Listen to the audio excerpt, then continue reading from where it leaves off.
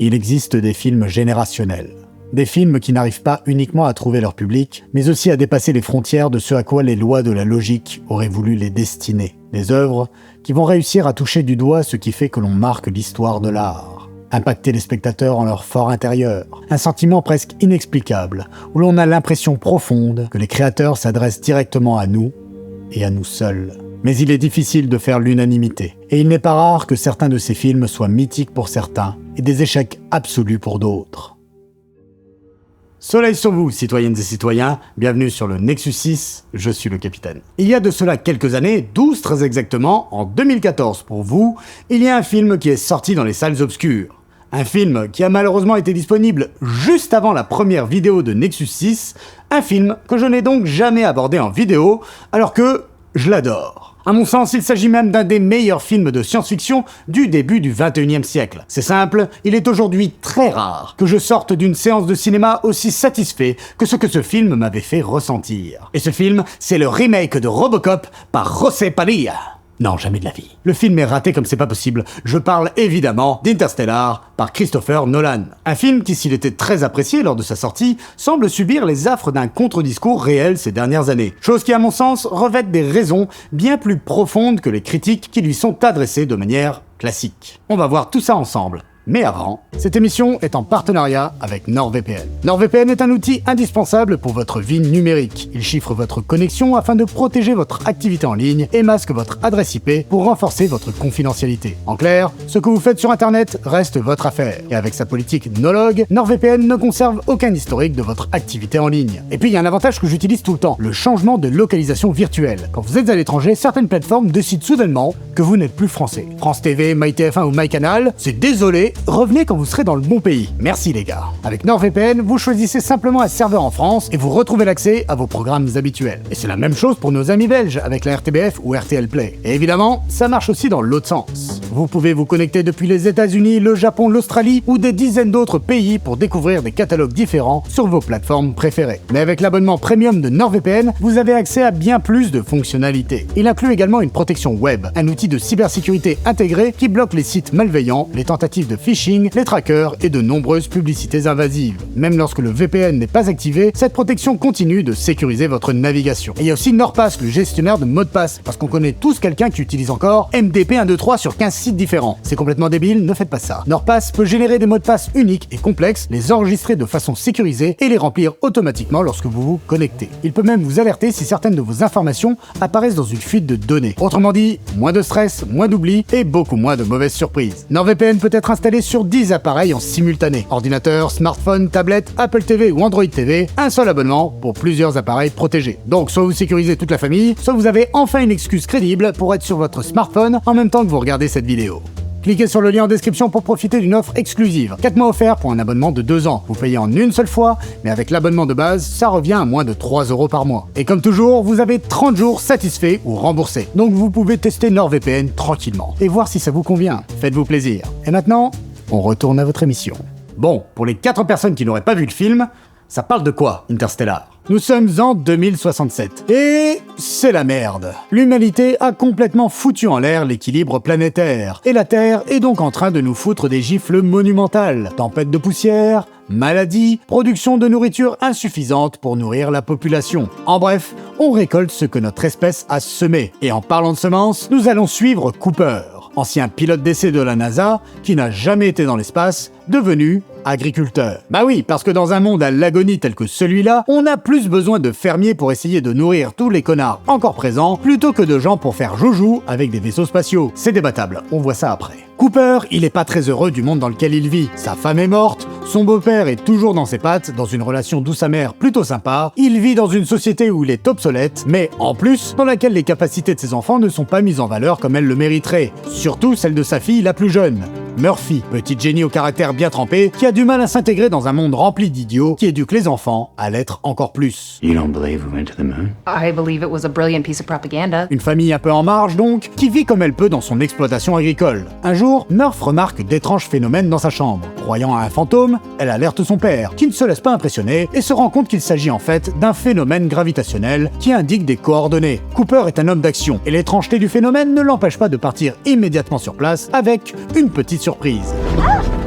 Et au bout du chemin, quoi? L'accueil chaleureux d'un robot trop cool. Where's my daughter? Don't make me take you down again. Je kiffe les robots du film. Dans une base secrète de la NASA, dédiée à une mission qui l'est tout autant, dirigée par les professeurs Double Brand, père et fille. Qu'est-ce que c'est que ce Beans? Interroge justement Cooper. Eh bien le Beans, c'est un trou de verre orbitant autour de Saturne et ouvrant un passage vers une autre galaxie où plusieurs planètes pourraient être habitables. Des planètes en orbite autour d'un gigantesque trou noir, Gargantua. Qui a placé ce trou de verre? Mystère. En tout cas, ces gens veulent nous sauver de nous-mêmes. Des missions d'exploration sont déjà parties pour faire un rapport succinct et un système semble prometteur. 3 mondes qui pourraient accueillir l'humanité pour un nouveau départ. Ça, c'est le plan A. Le plan B, c'est d'y envoyer des embryons fécondés. Tout dépendra de Cooper, de Brand et des autres astronautes qui les accompagneront pour s'assurer de la viabilité des planètes et prouver qu'il faut tenter le coup. Mais aussi du Dr Brand Senior, qui lui doit trouver la solution à une nouvelle théorie qui permettrait de contrôler la gravité et donc de faciliter le transfert de l'humanité vers les étoiles. Cooper accepte la mission, ce qui pose pas mal de problèmes, car le voyage s'annonce long, très long, ce qui n'enchante guère Murphy. I'm coming back. Selon elle, le fantôme a laissé un autre message qui lui demande de rester, mais rien n'y fait. Son fils, lui, prend la chose avec beaucoup plus de philosophie, Hey, can I use your truck while you're gone? mais c'est tout de même le cœur lourd que Cooper part pour les étoiles avec Amelia, Romy et Doyle à bord de l'Endurance. 2 ans vers Saturne en hibernation dans un premier temps, on arrive au trou de verre, moment 2001, premier contact, et hop, nous voilà à l'autre bout de l'univers. Première étape, la planète Miller. Problème, l'astre étant très proche de Gargantua, l'influence gravitationnelle de ce dernier a un effet sur l'écoulement du temps. Every hour we spend on that planet will be 7 years back on Earth. Vous le savez toutes et tous, c'est l'effet de la masse sur le temps par dilatation de l'espace-temps. Plus un objet est massif, plus il aura d'effet sur celui-ci. Ou en tout cas, vous le savez depuis ce film. C'est pas fameux, mais il faut y aller pour récupérer les données de la planète. Le destin de l'humanité en dépend. Romy, lui, reste en arrière pour observer le trou noir et voir ce qu'il peut apprendre dessus et peut-être aider Brand avec son équation. On est paré? C'est parti. Et autant dire qu'il vaut mieux aimer la flotte parce que la planète en est recouverte. Mais d'une manière assez spéciale, jusqu'aux genoux. Histoire que ce soit chiant, mais juste comme il faut, hein. À patauger comme un con, là. Oh, et aussi des putains de vagues gigantesques! Trop tard pour Doyle, qui boit la tasse, on prend du retard, tic-tac, on réussit à repartir, mais on est resté beaucoup trop longtemps sur la planète. Du coup, il s'est passé... 23 years, 4 months, 8 days. C'est la grosse déprime, surtout quand t'es obligé de rattraper tous tes mails en retard. Même si c'est pour une très belle séquence émotion où Cooper apprend en 5 minutes la mort de son beau-père, la naissance de son petit-fils et la mort de son petit-fils. Une sacrée journée de merde. Murphy, qui n'avait pas donné de nouvelles jusque-là, prend finalement le temps de lui envoyer un message. You son of a bitch. Ce qui rajoute à l'émotion, c'est normal. On apprend à cette occasion qu'elle aide Brand sur sa formule. La solution est aussi entre ses mains. Mais pendant ce temps, dilemme. Le petit arrêt surf a utilisé trop de carburant, mais il reste 2 planètes à visiter. Il va falloir trancher. Cooper penche pour la planète Man, Brand, elle, penche pour la planète Edmunds, du nom de celui qui l'a explorée. Sauf qu'elle n'est pas impartiale. She's in love with Wolf Edmonds. Is that true? Yes. S'ensuit un débat sur l'importance civilisationnelle de l'amour, mais Cooper ne se laisse pas démonter. Cars, chart a course for Dr. Mand. On arrive dans un monde assez particulier. On réveille Man de son hibernation, encore une surprise. Décidément, Matt Damon a le chic pour se retrouver seul sur Man. Enfin, sur Mars, vous m'avez compris. Pendant que Man fait visiter la future maison de l'humanité, en quinconce, on apprend qu'au même moment sur Terre, Murphy découvre qu'il n'y a jamais eu de plan A. L'humanité actuelle est condamnée. Le seul vrai plan, c'est de faire pousser les embryons, car il leur manque des données quantiques venant du cœur de la singularité d'un trou noir pour pouvoir compléter la formule. On apprend aussi que les explorateurs qui sont partis il y a 10 ans, dont Man, étaient tout à fait au courant de cette impasse. Ce qui a eu des effets psychologiques certains sur notre bon Matt, enfin Man.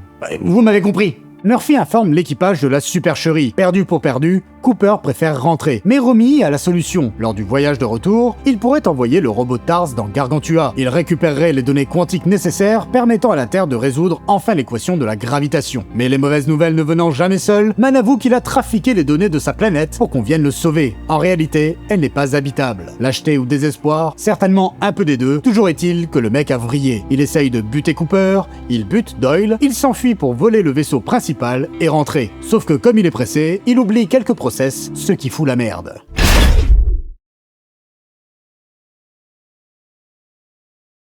Séquence d'appontage absolument mythique, on souffle, mais en fait non. Nos 2 survivants sont attirés par Gargantua. Seule solution, la 3e et dernière planète. Cooper se sacrifie en envoyant Brand avec les embryons en direction de cette dernière, puis plonge vers le trou noir avec le fidèle Tars. Alors que l'endurance se désagrège, il s'éjecte et se retrouve dans un Tesseract, un lieu étrange où le temps est représenté par une dimension physique. Les êtres qui sont à l'origine de cette histoire lui donnent donc la possibilité de transmettre des messages dans le passé. Le fantôme, c'était donc lui. Il essaye d'abord de s'empêcher de partir, puis finalement transmet les informations du trou noir à sa fille adulte qui réussit à résoudre la formule d'antigravité.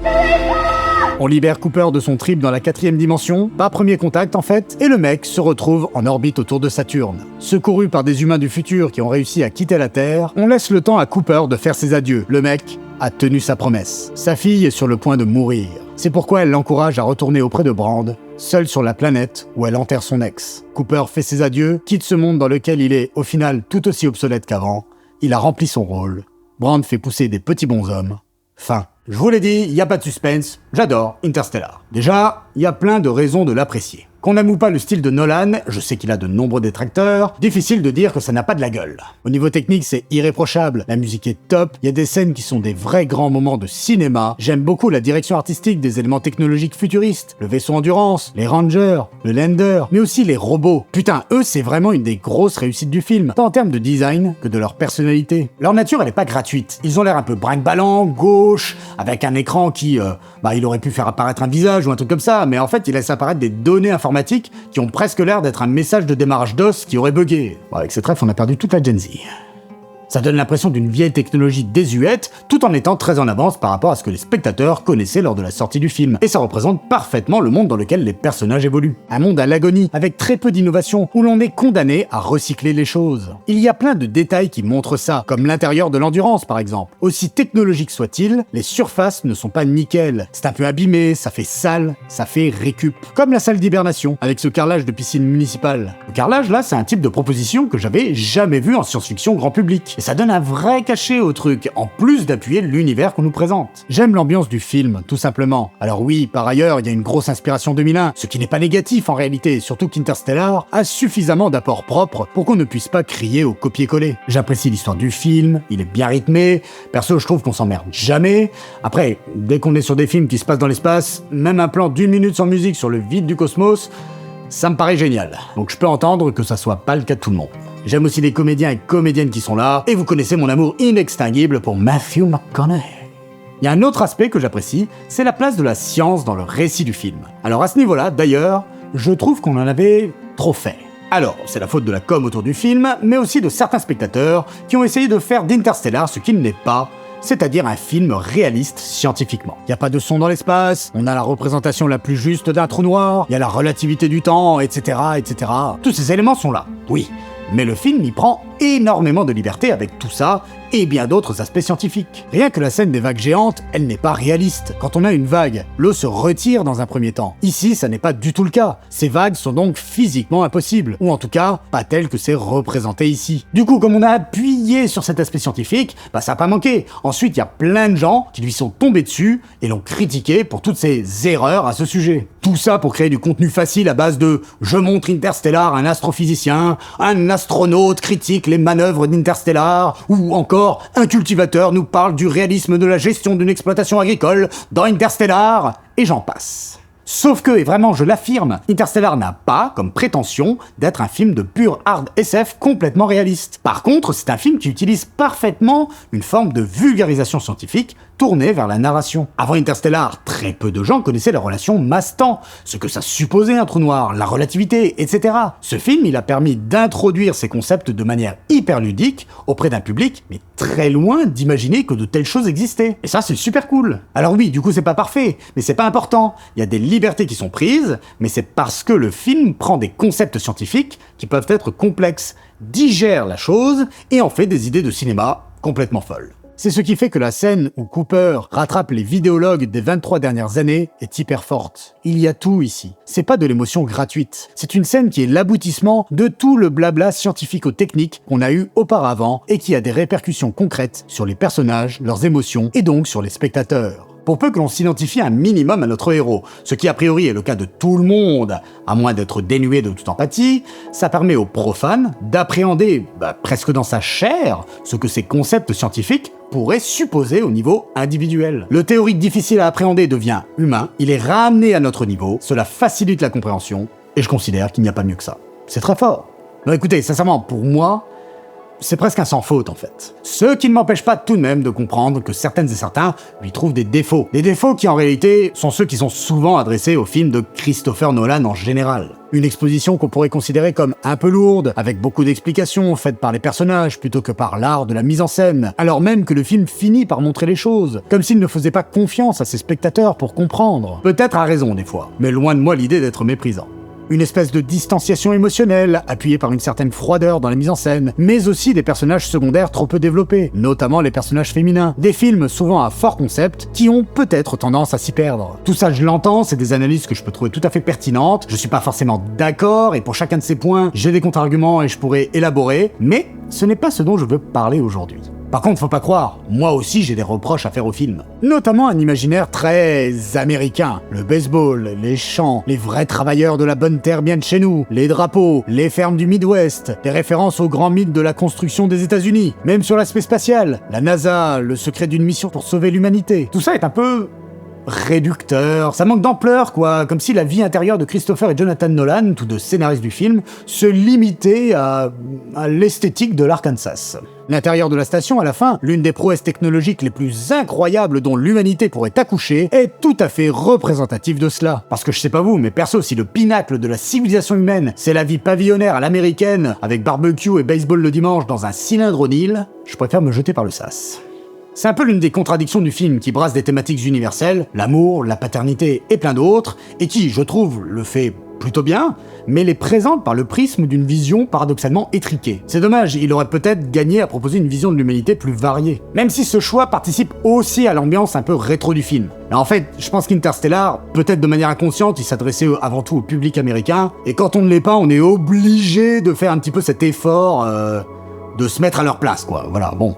C'est comme ça. Il y a aussi des incohérences ou des facilités scénaristiques. Comme lorsque nos amis vont sur la planète Miller. Pour eux, le temps passe plus rapidement que pour Romilly, resté en orbite. Mais il faut voir ça dans l'autre sens. Le temps passe plus lentement pour lui. Et si on y réfléchit bien, de son point de vue, lorsqu'il observe la planète, il assiste à la mission de ses collègues au ralenti. Un très gros ralenti. Du coup, comme 7 ans pour lui, c'est 1 heure en bas, il a des jours, voire des semaines, pour constater que des méga vagues s'approchent d'eux. Et il aurait largement le temps de leur envoyer une navette avec l'un des robots, et il serait même pas pressé. Il pourrait se brosser les dents, dormir, faire une sieste, faire de la peinture, que ça irait hyper vite. À peine ils auraient atterri, qu'elle arriverait presque en même temps qu'eux. Mais ça, c'est le genre d'incohérences qui sont inévitables quand ton récit tourne autour du temps. C'est très difficile de faire quelque chose de parfait, et dès que tu creuses un peu, tu te rends compte que les œuvres qui arrivent, elles sont pas légion. Donc c'est pas un vrai défaut. Des fois, on est obligé de justement pas trop creuser pour ne pas nous sortir nous-mêmes de notre propre suspension d'incrédulité. En plus, tout ça est fait pour la scène des vidéologues, qui, je le répète, et vraiment j'appuie là-dessus, est un grand moment. Donc l'important, il est là.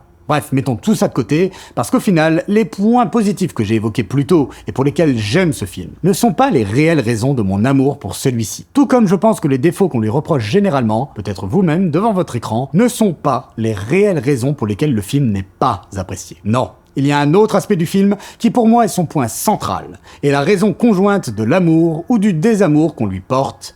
Et pour aller plus loin, il faut que je me prête à un exercice que je fais rarement, vous ouvrir un peu mon intimité.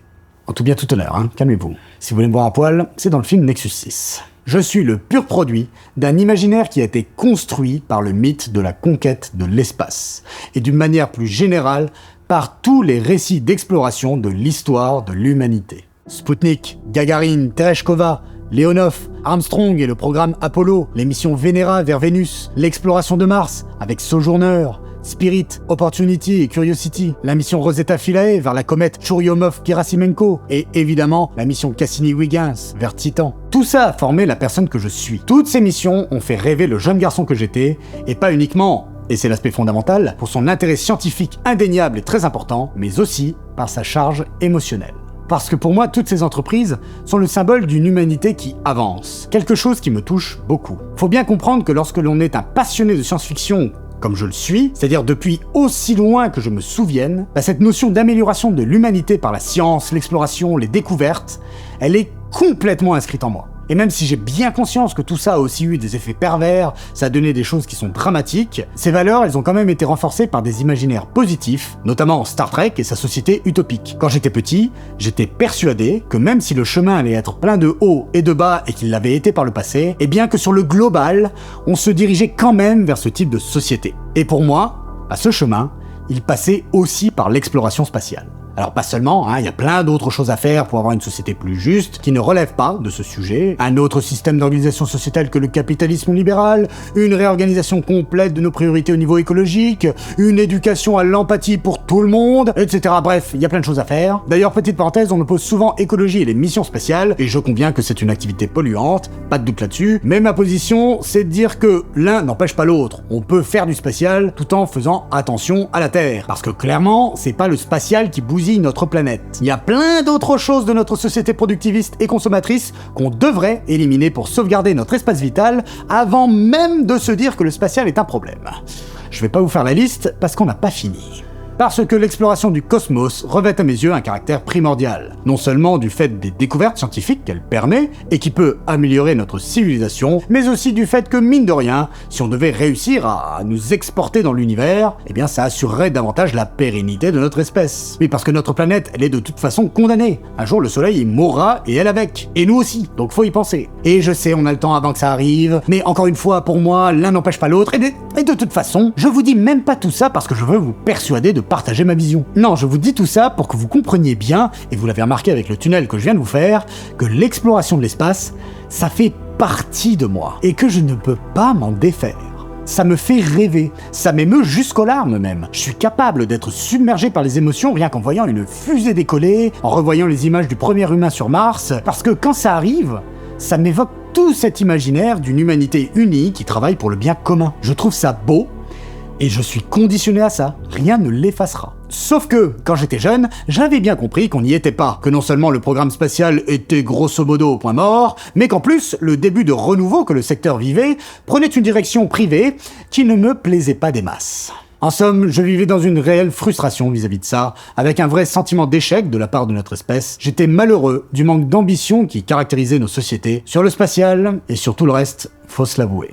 C'est pour ça que je suis aussi fan de la série For All Mankind, une uchronie dans laquelle l'humanité n'a pas réduit ses programmes spatiaux après les missions lunaires. Résultat, des bases sur la Lune dans les années 70, on débarque sur Mars dans les années 90, et on va sur Titan dans les années 2010. Le monde dans lequel on aurait dû vivre, tout simplement. Mais non.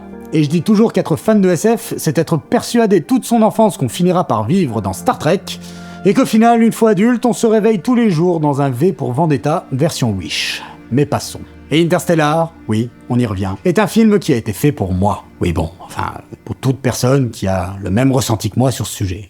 Ok. Well, we used to look up in the sky and wonder at our place in the stars. Now we just look down and worry about our place in the dirt. Voilà, tout est dit. C'est à ce moment-là que je suis tombé amoureux du film, que j'avais le sentiment qu'il me comprenait. C'est la première fois qu'un film me disait mot pour mot ce que je ressentais depuis des années. Et à partir de là, c'était foutu. Je ne pouvais plus être objectif vis-à-vis du film. J'avais enfin l'impression de ne plus être seul face à cette vision du monde, que d'autres la partageaient. Et c'est un sentiment hyper agréable. Sauf que j'ai bien conscience que tout ce que je viens d'exposer là, il y a des gens à qui ça ne parle absolument pas. Et qui donc vont être complètement laissés sur la touche par le film. Ou à minima, ça sera beaucoup plus difficile pour eux de rentrer dedans. Il y a un événement d'Interstellar qui est le parfait symbole des réactions opposées qu'il va susciter chez le public, le fait que Cooper décide de partir. Il y a des gens qui n'acceptent pas ce présupposé, qui ne comprennent pas qu'on puisse partir pour une mission périlleuse alors qu'on a toute une famille. Même si c'est pour le bien de l'humanité, même si sans cet acte sacrificiel, la survie à long terme de sa famille n'est pas assurée. Alors que personnellement, et je pense que c'est le cas de la grande majorité des gens qui aiment le film, je comprends parfaitement cette décision. Parce que l'important ici, et c'est là où c'est intéressant, et c'est là aussi où ça me parlait particulièrement, c'est qu'en vérité la raison principale du départ, c'est peut-être pas réellement la volonté de sauver le monde, mais juste le besoin personnel, égoïste, de partir. Et a fortiori de partir dans l'espace. Le rêve de beaucoup de gens, le mien. Et Cooper se fait alors le représentant de cette envie d'évasion. Il s'est entraîné toute sa vie à ça. C'est là qu'est sa place. C'est ce pourquoi il existe. C'est quelque chose d'aussi important pour lui que de respirer. Et ce rêve lui a été retiré. Il pensait qu'il n'aurait plus jamais l'occasion de pouvoir l'accomplir. Mais là, par miracle, on lui en donne l'opportunité. Comment la refuser ? C'est si rare que la vie nous donne les moyens d'accomplir nos rêves ou nos objectifs que lorsque l'occasion elle se présente, mais mari, femme, enfant, parents, amis, ce que tu veux. Mais j'avoue que je comprends parfaitement le fait que l'on abandonne tout ça pour faire ce pourquoi on se croit destiné. Et j'ai bien conscience que c'est peut-être une illusion, que c'est peut-être même un conditionnement. Mais la réalité émotionnelle de ce sentiment, elle est là. Et je trouve que Interstellar met merveilleusement en scène ce type de ressenti. Et si le film de Nolan se concentre beaucoup sur Cooper et ce besoin qu'il a, ce qui en fait la qualité, c'est qu'il n'oublie pas non plus de traiter le sujet du rapport à l'autre vis-à-vis de ce type de décision. D'une manière générale, le film porte tout un propos sur l'amour. Comme quoi ce serait un paramètre mesurable de l'univers, peut-être aussi tangible que les lois de la physique. Une très bonne idée, que certains considèrent comme explorée trop en surface, mais personnellement, je ne suis pas d'accord avec cela. Le sujet est là, au global dans le film, mais c'est surtout la relation entre Cooper et Murphy qui va représenter cela. Lorsque l'être cher décide de partir accomplir sa destinée, c'est triste et c'est très compliqué, mais l'autre doit comprendre que c'est inévitable. Que s'il ou elle devait rester, en fait, c'est comme si cette personne n'était pas vraiment là. Elle passerait son temps à penser à cette décision, à cette occasion manquée. Et elle ne pourrait pas s'en empêcher. Les émotions sont des choses qui s'imposent à nous, qu'on ne peut contrôler que dans un second temps. Mais ça demande beaucoup d'énergie, et ça n'est pas quelque chose de viable sur le long terme. Il faut régler la chose. Il y a une autre œuvre qui représente très bien ce besoin de partir, le jeu vidéo The Last of Us 2. Attention, gros spoiler. Lorsque dans le dernier quart du jeu, on suit Ellie dans sa petite vie de famille, alors qu'elle n'a pas réussi à venger Joel, elle fait semblant pendant un temps. Elle réussit même à refuser la nouvelle proposition qui lui est faite d'accomplir sa mission. Mais cela ne dure pas. C'est plus fort qu'elle. Elle doit partir. Tant qu'elle n'aura pas été au bout, elle ne sera jamais réellement là. Elle ne sera jamais réellement elle-même. Maintenant, qu'est-ce que c'est que d'accomplir sa mission personnelle ? C'est quoi d'aller au bout des choses ? C'est là qu'il y aura toujours débat. En tout cas, Interstellar réserve un dénouement particulier à ce déchirement qu'a été la séparation de Cooper et Murphy. Parce que même si la décision de partir du personnage principal est aussi prise pour des raisons égoïstes, il n'en reste pas moins que ce départ n'est pas un soulagement pour lui. Il aime sa fille et sa famille. C'est une souffrance. La douleur de l'éloignement, évidemment, mais aussi la douleur de ne pas être compris dans sa décision, et le poids de la culpabilité. Une culpabilité qui habitera le personnage tout au long de son périple. Pourtant, lorsqu'il retrouve Murphy des dizaines d'années plus tard, celle-ci lui offrira un cadeau inattendu. La rédemption. Elle l'a compris, enfin. Et être compris par les personnes que l'on aime, il n'y a rien de plus important. Des fois, aimer, c'est laisser partir. You go.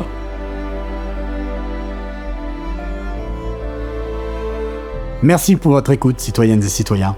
J'espère que vous avez apprécié cette émission et que si vous n'aimez pas Interstellar, j'aurai au moins réussi à vous faire entendre un des aspects qui touche certainement celles et ceux qui l'apprécient. N'oubliez pas que la campagne de notre jeu vidéo Nexus 6 Get Funky Deliver Die est toujours en cours, c'est bientôt la fin, donc si ça vous intéresse, foncez et merci pour votre soutien. Mais aussi, et ça prend 5 minutes, si vous pouviez mettre le jeu dans votre wishlist Steam, ça serait super sympa de votre part, c'est hyper important pour nous. Si vous l'avez manqué, foncez voir la dernière vidéo de la chaîne, un comparatif entre le Dune de David Lynch et le Dune de Denis Villeneuve. Suivez Nexus 6 et Slexno sur Twitch en masse, abonnez-vous, partagez et boostez cette vidéo. Soleil sur vous, et à très bientôt sur Nexus 6. Ciao.